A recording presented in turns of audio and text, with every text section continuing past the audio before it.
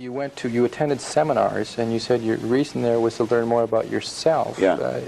My experience has been people attend seminars, especially self-development seminars, to look for the answer.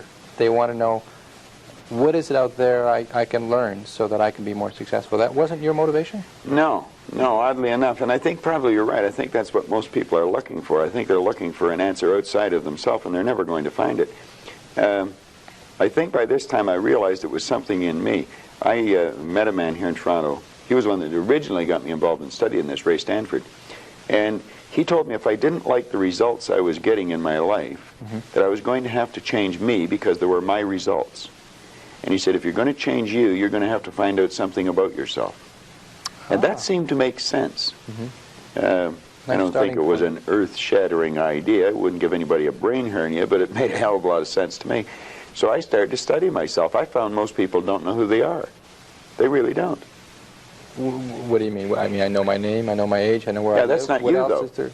You know, that's just it. If you ask the average person who they are, they'll give you their name. They'll say, I'm Bob Proctor, but I'm not.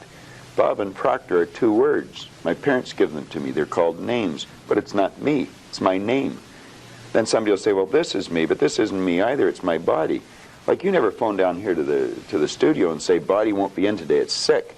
Okay. You know, we don't say am hand or am leg. It's my hand, my leg, my body, my name. Who am I? Well, that's an interesting question. And I believe if a person will start to study that and look for the answer, they'll find it. See, I think we live simultaneously on three planes of understanding. We're spiritual creatures, we have an intellect, and we live in physical bodies. Okay. But because we lack awareness or understanding of who we are, we're totally locked into a physical world, and we let things outside of us control us. 95% of the population are reacting to life. They're not really living at all. Okay, and would you call that one of the barriers to success? Oh, there's no question about it. I think there's two barriers. Success is a funny word. Nightingale had a great definition for it. He said a person's successful if they know where they are, and they know where they're going, and they're progressively moving in that direction. He said that success was the progressive realization of a worthy ideal. Anyone that has a goal and they're moving towards it, they're successful. Most people think that you're successful if you have a lot of money. Quite often you have a lot of money if you're successful, but it isn't. I wouldn't say Mother Teresa has a lot of money. Okay. You know, but she's a pretty successful lady.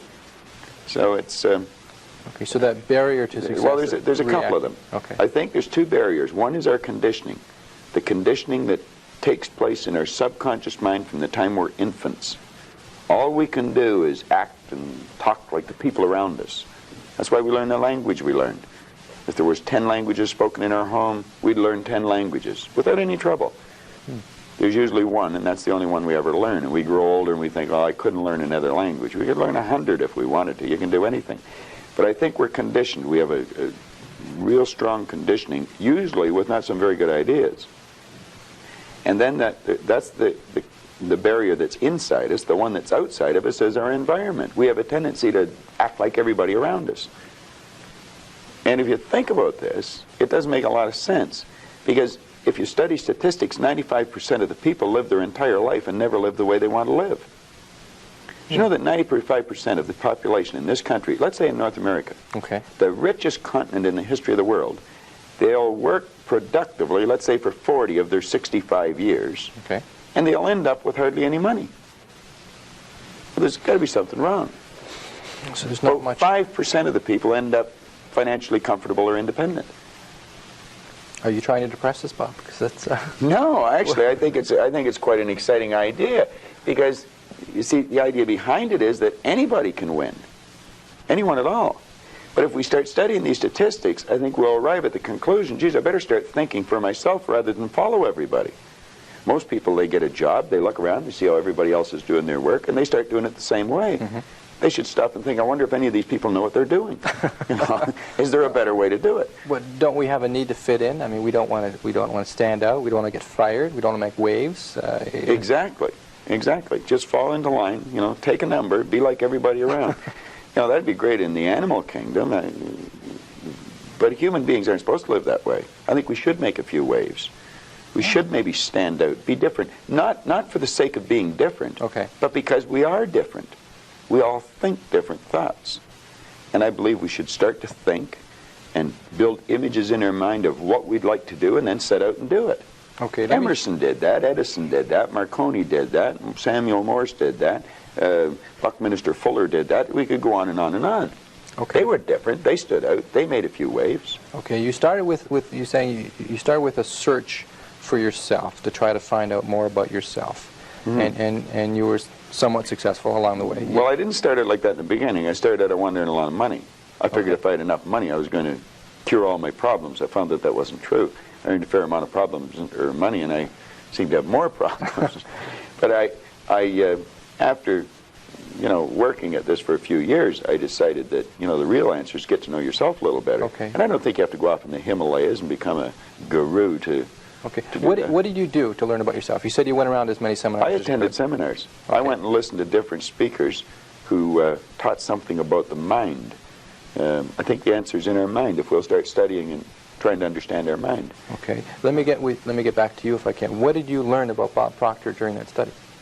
Well, I learned that the biggest part of me you'll never see. It's non-physical.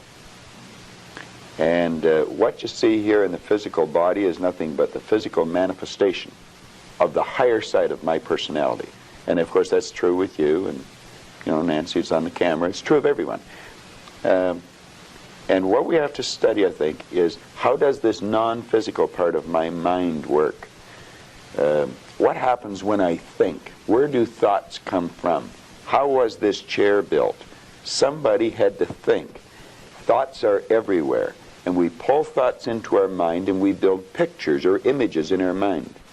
Okay. What we want to understand is that's a non-physical side of ourself that's doing that. If I can build an image of something in my mind, I'm quite capable of building a physical replica of it in my world. So if I build an image of me as a happy, relaxed person, I can live like that. If I build an image of myself as being prosperous, I can become prosperous. So if we think rich, we will be rich. Is that what you're saying? Absolutely. We're already rich, just short of money. Okay, those of us that like to acquire more money Yeah. and or happiness or whatever we see success, those of us that want to reach the goals that we've set for ourselves, we do it first by... Well, the first thing you do is sit down and decide what you want. If it's money you want, how much money? Lots of money.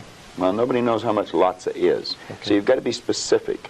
Okay. You write down on a card exactly what you want. And you carry that card around and read it often. Now, this is what I learned in this book, Think and Grow Rich, and it's what I teach in the seminars. I'll teach people how to set goals.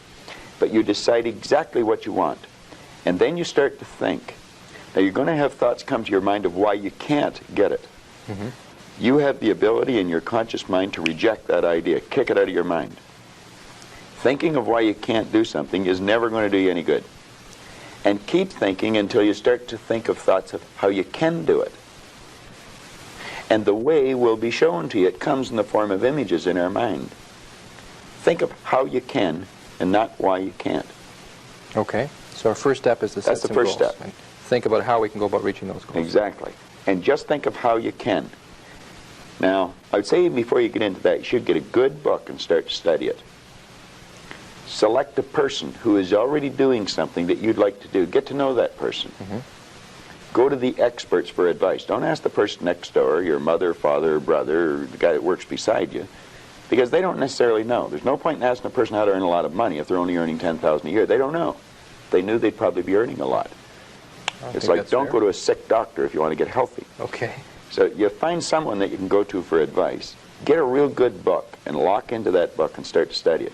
Like, I've had this one that looks like a Bible, but this is Napoleon Hill's book, Think and Grow Rich. I've been reading this thing now for 23 years. I'll probably read it for another 23 years. I get another good book that I brought over here today. It's called The Power of Your Subconscious Mind. Now, I'm not getting a commission for selling this. The author's dead now. He's been gone for a couple of years. But Dr. Joseph Murphy wrote this book, The Power of Your Subconscious Mind. And that's probably one of the best books that you're ever going to find, because you're going to learn something about your mind when you read this book. Okay. Now, I read a lot of books. I've got probably 1,000 books sitting in my den at home in my library. But the one that I carry it everywhere I go, and I read it all the time, is Think and Grow Rich. I never stop reading it. Now, where's the value for you to reread that and read it again? I mean, you must You must know it well enough that... I think I could probably recite it verbatim. But the secret is, I once read in a book where it said, when you read a good book through the second time, you don't see something in it that you didn't see before. You see something in yourself that wasn't there before. You see, when I read this, I create a greater awareness. Let me just read you one line out of here, 2 lines. Okay. Hill said, the missing link in all systems of education known to civilization today may be found in the failure of educational institutions to teach students how to organize and use knowledge after they acquire it. He went on to say that we should understand the real meaning of the word educate. It's not going to a brick-and-mortar edifice for 25 years. Okay. That's gathering information. You'll probably develop your memory, but I would question how well you develop your mind. And I'm not against education because I encourage my children to go to school, as we know it. Now, he said the word education comes from the word educo. And he says it's derived from the Latin word educo, meaning to induce, to draw out, or to develop from within. An educated person is not necessarily one who has an abundance of general or specialized knowledge. An educated person is one who has so developed the faculties of their mind that they may acquire anything they want or its equivalent without violating the rights of others. An educated person is the one that knows how to go and get what they want out of life without being selfish.